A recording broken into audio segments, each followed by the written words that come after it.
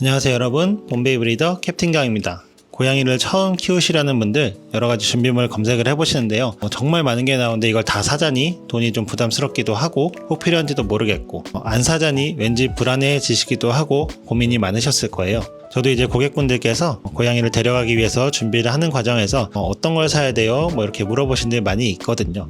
이미 고양이를 키워보신 분들은 제품 추천 정도를 물어보시긴 하는데, 처음 키우시는 분들은 정말 하나부터 10까지 정말 낯설 수가 있거든요. 마침 얼마 전에 봄베이를 분양받으신 분께서도 고양이가 처음이신지라 걱정이 정말 많으셨는데요, 이런저런 질문들을 많이 해주셨는데 30분 정도 딱 통화하시고 시원하게 해결하셨거든요. 그래서 이번 영상을 준비하게 됐는데, 이번 영상을 보시면 고양이 데려오기 전까지 어떤 것들을 꼭 준비해야 되는지 한 번에 정리하실 수 있을 겁니다. 어떤 제품을 구매해야 되는지 고민하시는 분들을 위해서 가성비 제품들도 몇 가지 정리해 보았으니까, 고양이가 처음이시라면, 그리고 너무 많은 걸 사기 부담스러우시다면 이번 영상 꼭 끝까지 보시고 잘 준비해 보시기 바랍니다. 첫 번째로 준비해야 될 것은 물그릇과 밥그릇입니다. 그냥 집에 있는 그릇 아무거나 쓰면 안 돼요? 라고 이렇게 의외라고 생각하고 물어보신 분들도 있거든요. 근데 아무 그릇이나 쓰시면 안 됩니다. 생각보다 밥그릇이나 물그릇만 가지고도 여러 가지 문제가 생기기도 하고 고양이가 더 행복해지기도 해요. 그렇지만 처음에는 막 비싸고 좋은 걸 살 그럴 필요가 있다기보다 소재나 모양, 위치 이런 것들 좀 주의해 주시면 되는데요. 가장 먼저 재질에 대해 말씀드리면, 플라스틱은 피해 주세요. 스크래치가 나는데 여기에 세균이 번식하기도 하고 오염이 되기도 해서 질병이나 턱드름의 원인이 되기도 합니다. 스테인리스나 세라믹 재질 같은 것들 추천드리고요.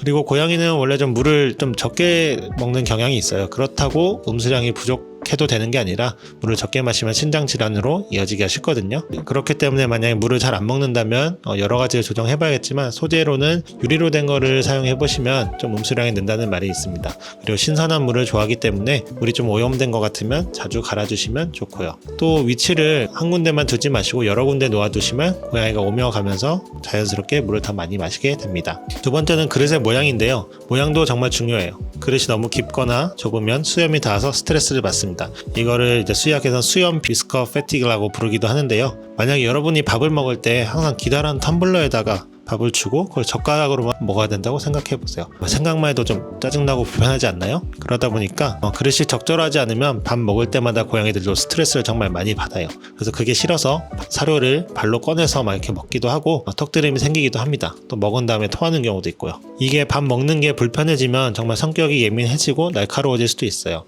얇고 넓은 그릇이 좋습니다. 세 번째는 그릇의 구성인데요, 시중에는 밥그릇과 물그릇이 일체형으로 된 예쁜 제품들이 정말 많은데요, 이거는 꼭 피하셨으면 좋겠습니다. 고양이는 그다지 좋아하지 않고 오히려 스트레스 많이 받을 수도 있어요. 고양이를 키워보신 분들은 알 텐데, 밥그릇이나 물그릇은 같이 두면은 서로 잘 오염이 됩니다. 밥을 먹을 때 발로 이렇게 탁 치면서 뒤적거리는 친구들도 있고, 물을 먹으면서 첨벙거리는 친구들도 있거든요. 근데 이거 두 개를 나란히 두게 되면은 밥은 밥대로 젖게 돼서 상하게 되고, 물은 물대로 밥이 들어가 사료 같은 게 들어가서 오염이 되게 되거든요. 마치 아침에 먹다 남은 시리얼을 안 치워가지고 저녁에 보는 약간 그런 느낌을 받으실 거예요. 사료도 또 이제 기름지기 때문에 물에 들어가면 막 둥둥 떠다니고 그런 게 좀 딱 보셔도 좀 아니다 싶으실 겁니다. 그렇기 때문에 꼭 분리형으로 물그릇과 밥그릇을 사시길 바라고요. 위치도 어느 정도 떨어뜨려 놓는 곳을 추천드립니다. 추가로 이건 팁인데, 미끄럼 방지 기능이 있는 게 좋습니다. 고양이가 밥을 먹거나 물을 마시다 보면 이렇게 그릇이 이리저리 움직일 수가 있거든요. 쏟아지기도 하고 여러 가지 문제가 생기겠죠.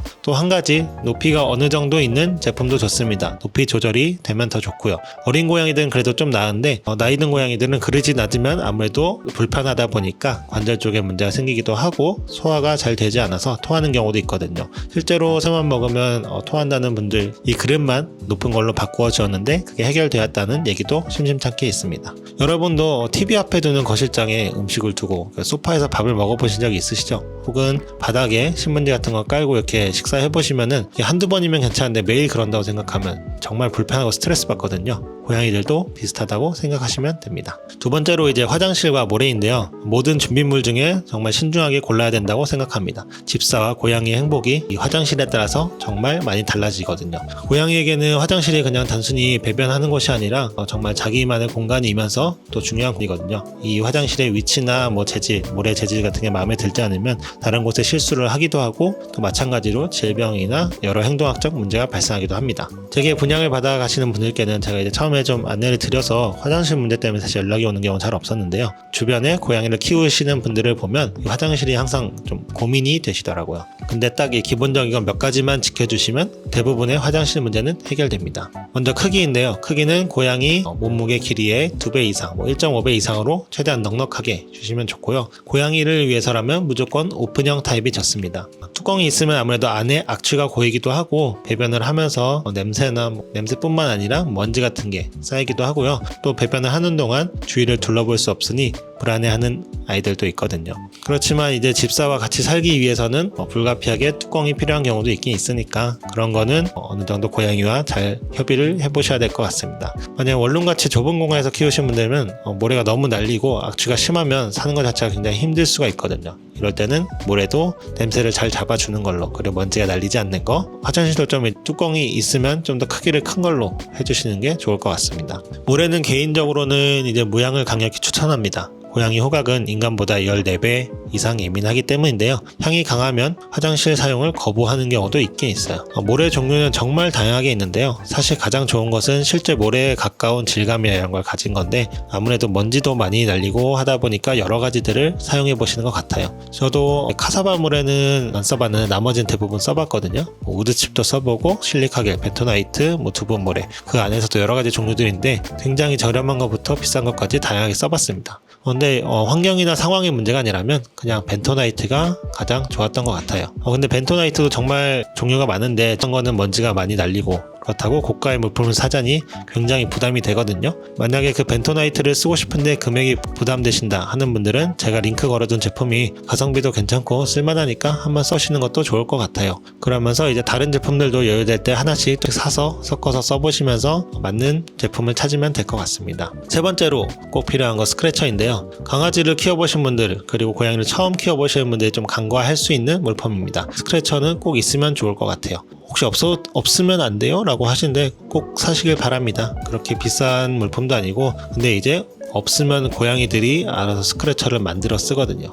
벽지를 긁는다던가 의자를 막 발톱으로 긁거나 소파 가죽을 찢어 놓는다던가. 고양이는 이게 말썽을 피우려는 게 아니라 본능적으로 발톱을 갈아야 되는 그런 게 있어요. 훈련으로 이걸 없앨 수 있는 게 아닙니다. 옛날에는 발톱을 뽑니 어쩌니 이런 것도 있었는데 그러면 사실 전 좋지 않다고 생각을 하고요. 스크래처는 발톱 건강, 스트레스 해소, 그리고 영역 표시, 가구 보호까지 모두 되는 정말 가성비 아이템입니다. 바닥형, 수직형 등 그 형태도 다양하고 카펫 러그 같이 된 거나 박스로 된 거, 줄로 된 것들과 같이 소재도 다양하니까 몇 가지를 사서 한번 우리 고양이 어떤 걸 좋아하는지 한번 테스트 해보세요. 위치에 따라서도 많이 달라질 수 있으니까 다양한 곳에 놓아보시기도 하고요. 가장 좋은 건 종류별로, 형태별로 스크래처를 다양하게 구비해 놓으면 좋지만 사실 현실적으로 그건 좀 어렵죠. 처음에는 이제 다이소나 쿠팡 같은 곳에서 파는 박스 재질의 스크래처도 좋습니다. 근데 처음에는 이 박스가 정말 빨리 소모돼가지고 제가 박스 잘라서 직접 만들어보고 하기도 했는데 그냥 그 시간에 차라리 알바를 뛰어서 좋은 걸 사주는 게 나은 것 같습니다.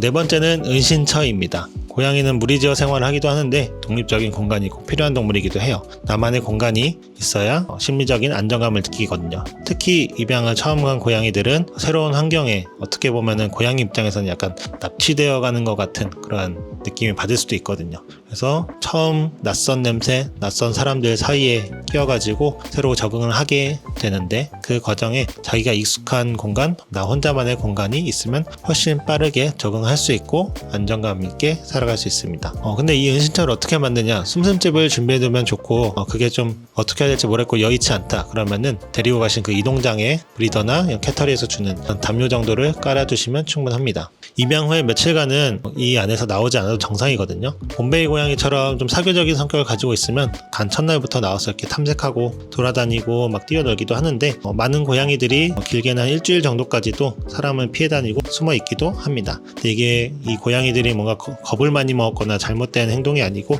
자연스러운 거니까 그거에 대해서 너무 걱정하지 않으셔도 돼요. 이 은신처는 말 그대로 은신처니까 사람들이 많이 다니지 않는 길, 구석진 곳이나 방 하나를 따로 내어주는 그렇게 크게 준비를 해주시면 좋을 것 같습니다. 다섯 번째는 이제 장난감인데요. 고양이의 행복을 위한 필수 아이템이죠. 고양이의 스트레스 해소뿐만 아니라 집사와의 관계를 좋게 해주는 일석이 아이템이죠. 사실 고양이가 보이는 대부분의 문제 행동이라고 부르는 것들은 먹고, 놀고, 자고 이 세 가지만 잘해주어도 잘 해결됩니다. 그만큼 놀이 또한 먹고 자는 것만큼 중요한데요. 이 고양이 같은 경우 같이 놀 비슷한 또래의 다른 고양이 있으면 더 좋겠지만 보통은 그렇게 되기가 쉽지 않으니까 집사가 이 장난감을 가지고 놀아주는 게 더더욱 중요해집니다. 고양이는 사냥 본능이 강한 동물입니다. 집고양이랑 살고는 있지만 이 본능을 무시할 수는 없죠. 그런데 집에서 살다 보면은 사냥할 대상이 없어요. 옛날 같은 경우 주택이면 이제 마당에 살면 뭐 쥐도 있고 곤충도 있고 이런 것들이 있지만 아파트에서 살다 보면 그런 건 잘 없잖아요. 새벽에 우다다 뛰어서 시끄럽다고 힘들어하시는 분들도 있고 발을 쫓아다니면서 문다고 이러는 분들도 있는데요. 이런 게 다 사냥 본능, 놀이 본능이 해소되지 않아서 그렇습니다. 특히 16주까지 사회화 기간에 묘, 형제묘와 함께 여러 가지 행동이나 사냥 같은 것들을 학습하지 못한 고양이들은 어느 정도까지 장난을 쳐야 되는지도 모르고 자기의 이 답답함을 어떻게 해소해야 될지 잘 모를 수가 있어요. 그러면은 이제 보호자의 발목을 쫓아다니고 손장난 같은 거 할 때 물고 뜯는 게 습관이 되어가지고 사람의 입장에서는 공격적인 고양이가 될 수가 있어요. 입질이 심한 고양이라고 우리가 표현을 하죠. 근데 이거는 사실 보호자나 사람들이 잘못을 해서 이런 게 생기게 된 겁니다. 이런 사냥 본능을 온전히 해소를 하려면 같이 자란 다른 어린 고양이들과 함께 놀면 좋지만 이게 정말 처음부터 2마리씩 데려오는 게 그렇게 쉽지도 않고 다묘 과정은 아무래도 처음에 부담이 많이 되죠. 그렇기 때문에 장난감은 꼭 필요한데 낚싯대, 캣닙 쿠션, 터널형 등 정말 다양한 종류의 장난감들이 있습니다. 이걸 한 번에 여러 가지 다 구비하기보다는 한두 개씩 저렴한 것들 사면서 같이 놀아보면 좋을 것 같아요. 그럼 얼마나 놀아줘야 돼요? 이렇게 물어보신 분들도 있는데 하루에 한 10에서 15분 정도는 놀아주시면 좋고 가능하시다면 뭐 1시간 이상 놀아주시면 좋습니다. 이렇게 하면은 보호자들도 고양이를 더 사랑할 수 있게 되고 고양이 또한 보호자를 더 좋아하게 돼서 서로 간의 유대감이 더욱더 단단하게 형성될 겁니다. 고양이가 저를 좀 안 좋아하는 것 같아요 라고 하시는 분들 자동급식 이런 거 말고 사료 같은 거 직접 주시고 화장실도 치워주시고 장난감 갖고 놀아주시고 하다 보면은 고양이가 어느 순간 정말 좋아하고 따르게 될 겁니다. 여기까지가 반드시 줘야 하는 5가지의 준비물이었. 그 외에도 정말 다양한 고양이 용품들이 있어요. 크게는 캣폴, 캣휠 같은 가구들도 있고 자동 장난감, 펫브러시, 치약, 칫솔 여러 가지 물품들이 있는데 이것도 사야 되나요? 라고 많이 궁금해 하시는데 말씀드린 5가지 이외에는 처음부터 다 사실 필요 없어요. 캣타워는 적응 후에 천천히 사셔도 되고 자동 화장실 같은 경우는 가격이 정말 비싼데 이게 고양이가 싫어할 수도 있고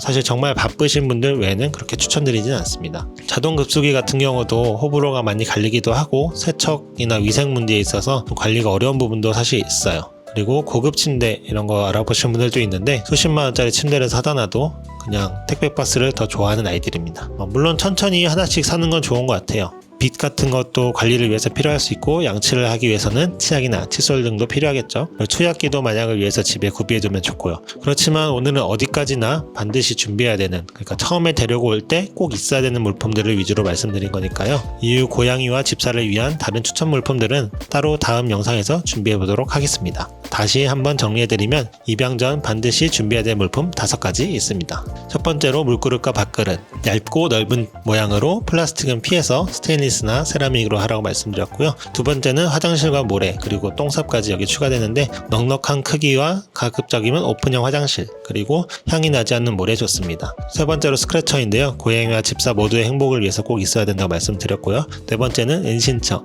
이거는 데려가신 그 이동장만 잘 활용을 하셔도 충분하다고 말씀드렸어요. 마지막으로 사냥 본능 해소와 즐거움을 위한 장난감. 이 5가지만 잘 갖추어 놓으셔도 고양이와의 첫 만남이 훨씬 안정적으로 시작하게 됩니다. 한 가지 이동장은 고양이를 데려오기 위해선 당연히 꼭 필요한 물품이라서 따로 소개는 해드리지 않았는데 이 이동장 또한 제품도 정말 다양하고 고를 때 고려해야 될 요소들이 있긴 해요. 그래서 다음에 기회가 되면 이 이동장만 따로 컨텐츠 하나로 다루어서 알려드리도록 하겠습니다. 그때까지 고민이 많으시고 지금 바로 사야 된다 이러시면 제가 추천드리는 제품은 설명글에 이제 링크로 달아드릴 텐데요. 최근에 데려가신 분께서 하나 그냥 알아봐달라고 잘 모르겠으니까 대신 구매해주면 안 되겠냐 라고 말씀을 하셔가지고 제가 찾아보고 고른 제품입니다. 그래서 가격대도 그렇고 생김새나 내구 강도 이런 것들 무난해서 저는 이 제품과는 아무 관계가 없지만 여기에 추천을 드리도록 하겠습니다. 이 영상을 보시고서도 만약에 풀리지 않는 궁금증이나 이런 것들이 있으실 수 있어요. 그런 거는 현재 소통하고 계신 브리더에게 물어보시거나 여기에 댓글을 달아주시면 제가 확인하는 대로 답변을 드리도록 하겠습니다. 영상이 도움이 되셨다면 좋아요와 구독 부탁드리고요. 궁금한 점 댓글로 남겨주세요. 그리고 고정 댓글에 저희 캐터리에 대한 소개도 있으니까 궁금하신 분들 한번 확인해 주시기 바랍니다. 감사합니다.